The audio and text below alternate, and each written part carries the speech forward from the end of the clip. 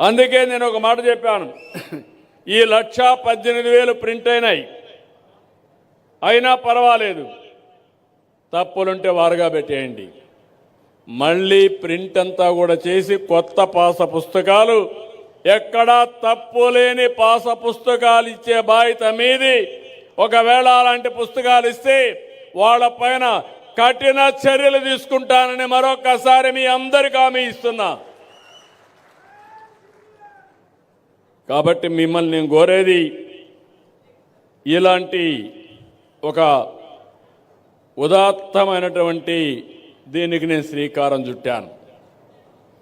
రాష్ట్రంలో ఉండే రైతులందరికీ విజ్ఞప్తి చేస్తున్నా, మిగిలిన వాళ్ళు కూడా అందరికీ విజ్ఞప్తి చేస్తున్నా, అర్థం చేసుకోమని కోరుతున్నా.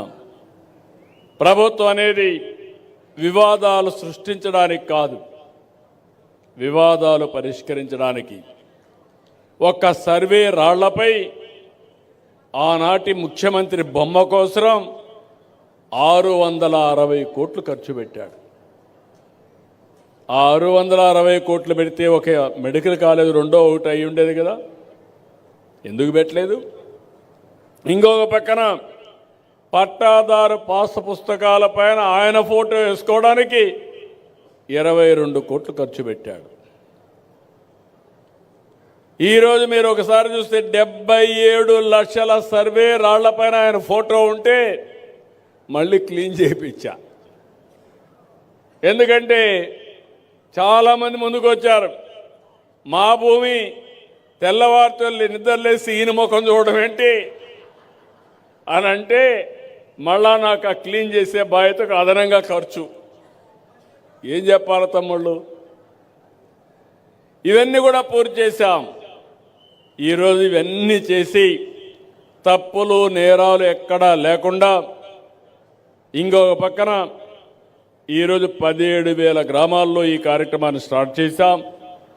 ROR, F lines, resurvey, assignment ఇవన్నీ కూడా దాదాపు 29 అంశాలపైన ఫిర్యాదులు రాగా వాటన్నిటిని పరిష్కారం చేస్తున్నాం. 22A తప్పుడు రికార్డులో బెదిరించి అవన్నీ చేసినట్టుని కూడా నోట్ చేస్తున్నాం. 22A భూముల్ని, ప్రైవేటు భూములను తొలగించడం ద్వారా చాలామందికి ఆ జాబితాను తొలగిస్తున్నాం. మాజీ సైనికులు, స్వాతంత్ర సమర యోధులు, రాజకీయ బాధితులు, వీరికి నిర్దేశించినటువంటి 8 డాక్యుమెంట్లో ఒక్క డాక్యుమెంట్ ఆధారం ఉన్నా అది తీసుకొని ఆ నిషేధ జాబితా నుంచి తొలగిస్తున్నాం. ఇంకో పక్కన యజమానులు తమ భూమిని కన్వర్షన్ చేసుకోవాలంటే నాలా చట్టం ఉండేది, ఆ నాలా చట్టాన్ని రద్దు చేశాం. ఇప్పుడు ఏ రైతు కూడా మళ్ళీ ఎంఆర్ఓ ఆఫీసుకు పోకుండా స్వేచ్ఛగా మీ భూమి అమ్ముకోవడానికి కూడా వీలు కల్పించాం. ఇంకో పక్కన ఒకప్పుడు అన్ని జాయింట్ కలెక్టరే చూసేవాడు, మళ్ళా ఆర్డీఓకి అధికారం ఇచ్చాం. ఇప్పుడు నేను ఒకటే చెప్తున్నా, ఇంత మునుపు కూడా చెప్పాను మీ జాయింట్ కలెక్టర్కి, జాయింట్ కలెక్టర్స్కి 1 సంవత్సరం ఈ బాధ్యత అప్పచెప్తున్నాం. ప్రతి నెల నేను మిమ్మల్ని అందరినీ కోరుతున్నాం, ఇప్పుడు మీకు పట్టాదారు పాస్ పుస్తకం ఇచ్చాం, ఇచ్చిన తర్వాత IVRS అడుగుతున్నాం. తప్పులు చెప్పొద్దండి. ఏదైనా నేను అభిప్రాయం అడిగితే వాస్తవాలు చెప్తే మెరుగైన పరిపాలన ఇవ్వడానికి అవకాశం వస్తుంది. మీరు ఒక్క విషయం గుర్తుపెట్టుకోవాలి, ఈ ప్రభుత్వం ఇంతవరకు చాలా తప్పులు, తొందరపాట్లు జరిగాయి. స్వార్థంతో చేశారు, లాలూచ రాజకీయాలు చేశారు, కబ్జా చేసి పొలాలు కొట్టేయాలని చెప్పి చూశారు. అందుకే ఇవన్నీ కరెక్ట్ చేయడానికి 1.0 రీసర్వే చేసి ఇవన్నీ కూడా రైతుల్ని భయోందనలు గురి చేశారు. ఇప్పుడు దీన్ని మళ్ళా రీసర్వే చేశాం. 6,685 గ్రామాల్లో గ్రామ సభలు పెట్టాం. రైతుల నుంచి 2,79,712 అర్జీలు వస్తే స్వీకరించాం. 100% డిస్పోజ్ చేశాం. సబ్ డివిజన్ కోసం ఫీజు ఉంటే మాఫీ చేశాం. మీకు వారసత్వంగా ఆస్తుంటే మీరు పిల్లలకి ఇవ్వాలంటే అంత మునుపు డబ్బులు ఛార్జ్ చేస్తే 100 రూపాయలు పెట్టి మీరు ఇచ్చుకునే స్వేచ్ఛ కూడా ఇచ్చాం.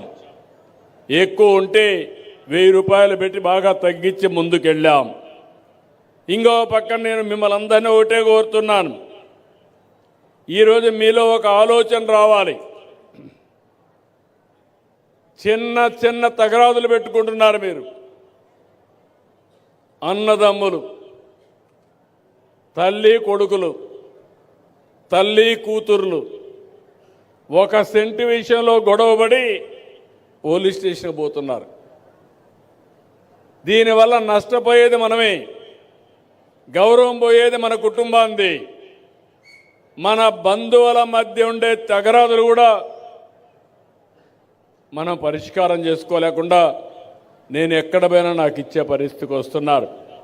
నేను ఒక్క విషయం చెప్తున్నాను, నేను కూడా మీ మారి గ్రామం నుంచే వచ్చా.